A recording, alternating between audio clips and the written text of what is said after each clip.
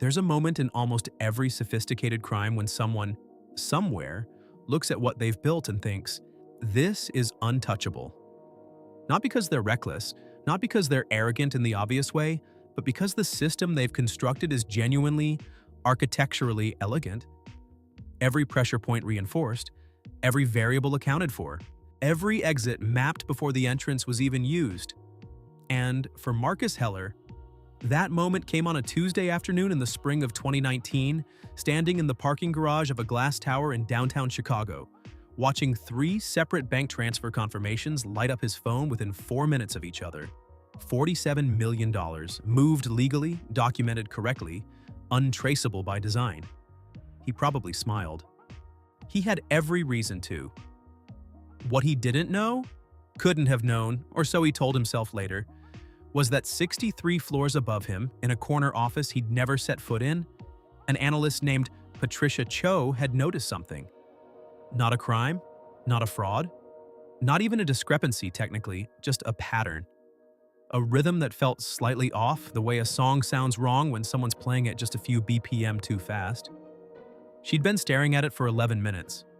She hadn't told anyone yet. She wasn't even sure it meant anything. It meant everything. But we're getting ahead of ourselves. Because to understand why that moment destroyed Marcus Heller, why a single set of eyes in the right place at the right time caused a 2-year operation to implode within 72 hours, you have to understand what he built. You have to understand how close he came. Because what makes this case genuinely disturbing isn't that it failed. It's that it almost didn't. This is the story of a fraud so precisely engineered it fooled auditors, regulators, a Big Four accounting firm, and 2 separate federal compliance reviews. It's the story of a man who understood financial systems better than most people who designed them. And it's the story of one decision. One small, seemingly inconsequential deviation from a plan that had run flawlessly for 26 months, that triggered a collapse so total it erased everything he'd built in under 4 days. Marcus Heller grew up in Evanston, Illinois, the son of a mid-level insurance adjuster and a woman who managed the back office of a regional bank for 22 years. He wasn't wealthy. He wasn't connected. What he was, according to everyone who knew him well, was obsessive. Not in a diagnosable way, in the way that certain people develop a almost physical relationship with systems, rules, structures, the invisible architecture that holds institutions together. He graduated from Northwestern with a degree in financial economics in 2002, finished in the top 4% of his class, took a position at a mid-sized investment advisory firm in Chicago the following year, and spent the next decade learning quietly and methodically exactly how money moves through institutional layers, how it's tracked, how it's reported, and, crucially, where the blind spots are. By 2013, he'd built an unremarkable but solid reputation. Competent, detail-oriented, not flashy. The kind of professional who gets promoted not because he impresses people in meetings, but because things don't break on his watch. He moved through 3 firms in 9 years. Each time, he left on good terms, no red flags, no complaints. His references were excellent. What none of those references knew, what nobody knew, was that for 6 of those 9 years, Marcus Heller had been designing something in parallel. Not executing it, not testing it, just designing. The way an architect might spend years drafting a building they intend to construct someday, running calculations, stress testing load-bearing walls on paper, asking themselves the same question over and over: where could this break? He was meticulous about his education. He spent hours studying SEC enforcement actions, not for what investigators found, but for what they almost missed. He read academic papers on financial forensics. He read the depositions from Enron, from Madoff, from Alan Stanford's operation. He wasn't admiring these people, he was autopsying them. He was looking for the exact failure modes, the specific points where every sophisticated fraud had eventually collapsed, so he could design a structure that didn't share any of those vulnerabilities. By 2015, he had a plan. It was built around a phenomenon that exists at the intersection of scale and complexity. The zone where institutions are too large to scrutinize everything and too structured to notice when something operates just slightly outside normal parameters, large enough to be invisible in the noise, small enough to avoid triggering automated thresholds. Every transaction he designed fell into this band with surgical precision. The vehicle was a consulting firm called Elara Capital Advisory, incorporated in Delaware with a registered office in Chicago and a secondary address in London. Its stated purpose was institutional investment consulting, advising mid-sized family offices and private equity groups on asset allocation strategy. The kind of business that moves real money, exists in a real space, and has almost no reason to be scrutinized closely because it sits in a gap between regulatory frameworks that were never designed to communicate with each other. Elara had real clients, real contracts, real invoices for real services. Marcus spent 18 months building a legitimate operation with genuine revenue before he touched a single dollar that didn't belong to him. This is the part that investigators would later describe as the most unsettling aspect of the case. The patience. The willingness to build something real before corrupting it. Most fraudsters can't sustain that. The legitimate phase feels like delay. Marcus treated it like foundation.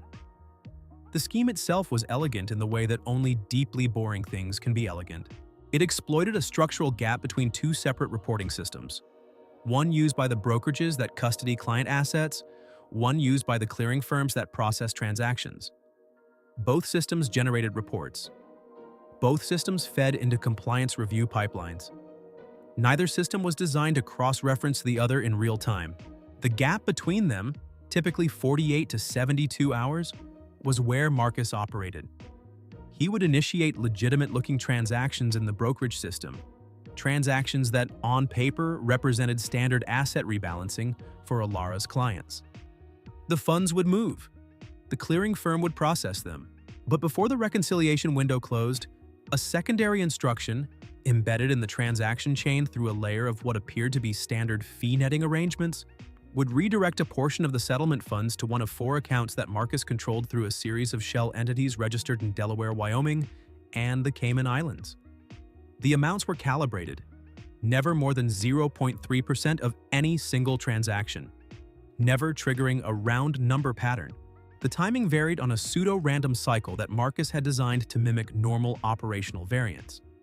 He'd tested it against every automated detection model he could reverse engineer from public regulatory guidance.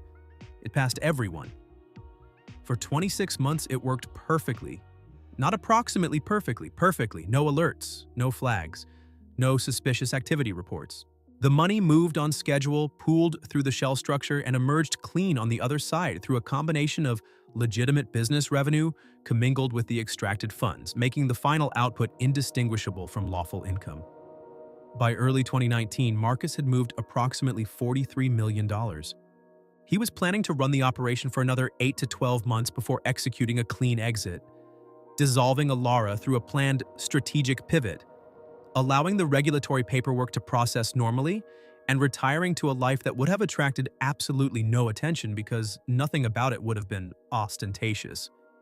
He wasn't planning to buy a yacht. He wasn't planning to move to Monaco. He was going to live in a house in Colorado and consult occasionally, quietly disappear into the background. He had thought of everything. And then, in the 3rd week of April 2019, Marcus Heller made a decision that had nothing to do with the scheme.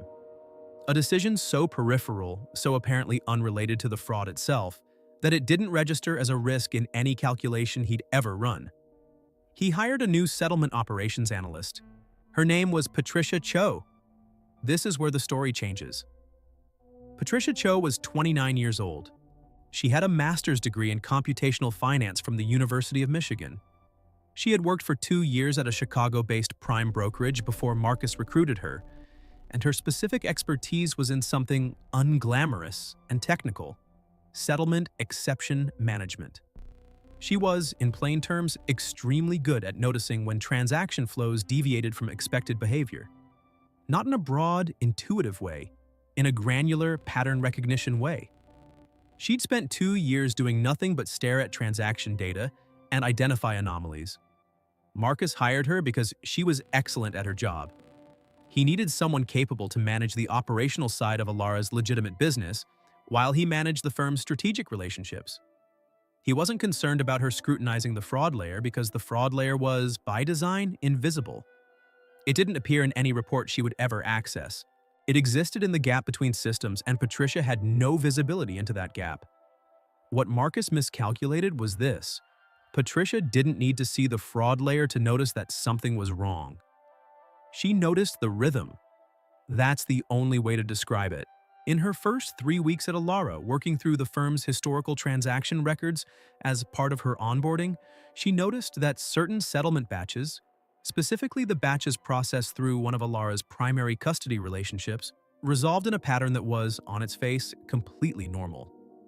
But the timing variance across 600 transactions showed a distribution that wasn't random.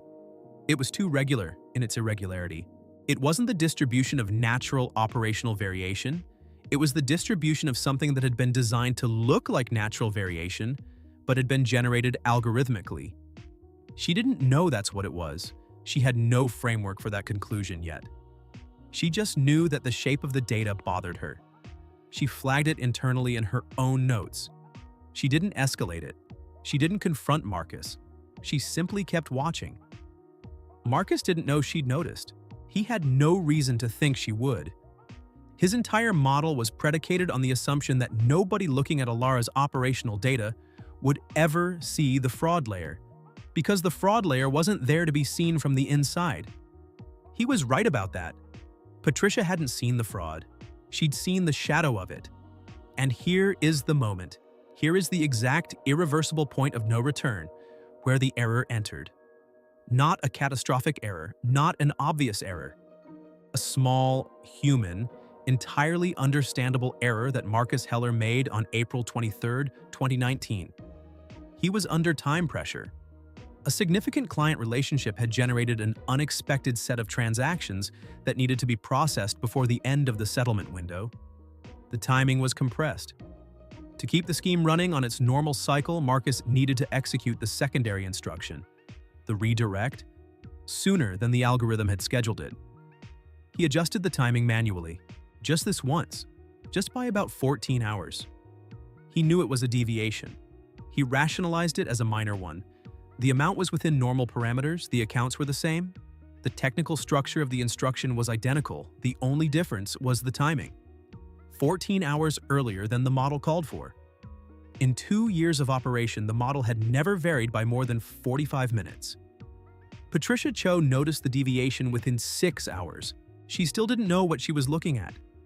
But now she had something concrete, a specific batch, a specific timestamp, a settlement that had processed 14 hours outside the pattern she'd been tracking. She pulled the full transaction record. She started cross-referencing. She found the fee netting arrangement. She found the secondary instruction. She didn't immediately understand the architecture, but she understood that a settlement had processed funds through a channel she couldn't reconcile against any documented client instruction. She escalated to her direct contact at the custody firm. Not to compliance, not yet, just a quiet technical inquiry. Could you pull the complete settlement record for this batch? By the time Marcus realized something was wrong, when he got a call from the custody firm's relationship manager asking a question that was too specific to be routine, it had been 31 hours since Patricia flagged the deviation. By then, the custody firm had already initiated an internal review. By then, Marcus's window to do anything had already closed, though he didn't know it yet. He spent the next 18 hours trying to understand the exposure. He was methodical even in crisis. He pulled logs, he ran scenarios. He tried to map backward from the inquiry to what Patricia could have seen, what she could have inferred. He concluded, incorrectly, fatally, that the exposure was limited, that the inquiry was narrow enough that a plausible technical explanation might contain it. He called the custody firm's relationship manager back and offered an explanation involving a system migration error. It was a good explanation. Technically coherent, plausible. Under normal circumstances, it might have worked. But while Marcus was constructing that explanation, Patricia Cho had already found 2 more anomalies. Smaller ones, different batches, different dates, the same shadow. She escalated to compliance at 9:14 a.m. on April 25th. Compliance contacted their external legal counsel by noon. The SEC's Chicago office received a referral by 4:30 p.m. A formal inquiry was opened before the end of business. Marcus Heller was arrested 11 weeks later. Federal prosecutors charged him with wire fraud, securities fraud, and money laundering. He was convicted on all counts in 2021. He was sentenced to 14 years. Elara Capital Advisory was dissolved. Its clients, the real ones, the legitimate consulting clients who had no idea what was operating beneath the surface, faced months of regulatory review. Some of them lost business relationships as a result. People who had nothing to do with the fraud paid costs they had no reason to expect. And Patricia Cho, who had been on the job for less than 4 weeks, who never directly witnessed the fraud itself, who simply noticed that a pattern felt wrong, she gave testimony that federal prosecutors described as some of the clearest, most technically precise forensic accounting evidence they'd encountered in a securities fraud case. Now here's what investigators and financial forensics experts found when they reconstructed the case. And this is the part that changes how you understand everything you've just heard. The error Marcus made wasn't the 14-hour deviation. That was the trigger. But the error, the real foundational error, was something he'd built into the system from the beginning without realizing it. His pseudo-random timing model was designed to mimic natural operational variance. And it did. Convincingly against every automated detection system he'd tested it against. The problem is that automated detection systems are built to find patterns that deviate from expected norms. They're not built to find patterns that are too regular in their deviation. Patricia Cho didn't run a detection algorithm. She looked at the data the way a human being looks at music when something's slightly off-tempo. She heard the pattern not because she was looking for fraud, but because she was looking for anomalies in settlement behavior generally. And the thing about Marcus's model was that, in trying to look random, it had produced a distribution that no genuinely random process would ever produce. It was algorithmically generated noise. And algorithmically generated noise doesn't look like real noise to someone who knows what real noise looks like. He had tested his model against machines. He had never thought to test it against a person who would look at the data the same way she'd look at an anomaly in a production system. A person whose instincts were calibrated not to rules but to the feel of real operational behavior. The entire 2-year architecture, every layer of structural protection, every redundancy, every carefully calculated threshold, all of it was designed to defeat an automated system. And the one person who noticed was a 29-year-old analyst who wasn't looking for fraud at all. She was just doing her job. That's the part that should stay with you, not the fraud itself, not the scale of it, the vulnerability that Marcus never saw, the one that was invisible precisely because it wasn't technical. In a world of automated compliance, regulatory algorithms, and systematic surveillance, the thing that finally detected a nearly flawless financial crime was a human being who found the data uncomfortable. He built a system that could defeat every machine in the room. He never built a defense against the person who simply felt something was wrong. And that's what makes this case genuinely difficult to sit with. Because most sophisticated operators, most people managing complex systems, whether financial, institutional, or otherwise, make the same assumption Marcus made. They think about the formal inspection points, the audits, the automated checks, the compliance reviews. They think about who is looking, and they build their structures accordingly. But they don't think about the person who wanders into the room for an unrelated reason and notices the temperature is wrong. They don't think about the analyst in week 3 who hasn't been told what to look for, but whose instincts pick up something that no protocol ever designed would have flagged. The most dangerous oversight in any complex system isn't the inspector you know about. It's the person you hired for a completely different reason, who happens to be extraordinarily good at noticing when something doesn't quite fit. Marcus Heller spent 6 years designing a perfect crime. He tested every variable he could imagine. He left no paper trail, no obvious entry point, no vulnerability that any conventional investigation would have found. He just didn't account for her. And here's the question that doesn't have a clean answer. If Patricia Cho had been slightly less experienced, or slightly less curious, or had simply been too busy in her first month to look closely at historical data, would any of this have ever been found? The honest answer based on everything the forensic reconstruction shows is probably not. Not by the systems that existed at the time. Not by the compliance architecture in place at the brokerage or the clearing firm. The scheme was running inside a gap that wasn't monitored because nobody had designed monitoring for that specific gap. The regulatory frameworks that should have caught it didn't communicate in real time. The automated thresholds that should have flagged it were calibrated to the wrong parameters. One analyst, 4 weeks on the job, a gut feeling about settlement timing. That's all that stood between Marcus Heller and a clean exit. Think about that the next time someone tells you a system is airtight.